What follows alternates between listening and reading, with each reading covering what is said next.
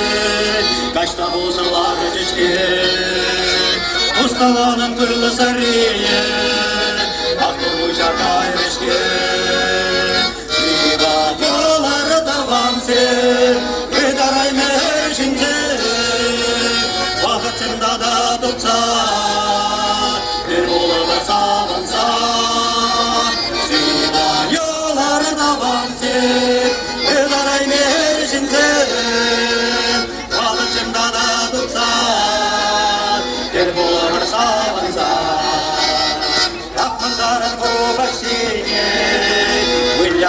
çağırırha Kayas bolla turlaşine Gülmeyle bağırırha Siva yolları tavansın Vedaray nehrişimsin Vakıtında da tutsan Gel bola savansan Siva yolları tavansın Vedaray nehrişimsin Vakıtında da tutsan Gel bola savansan Yeah!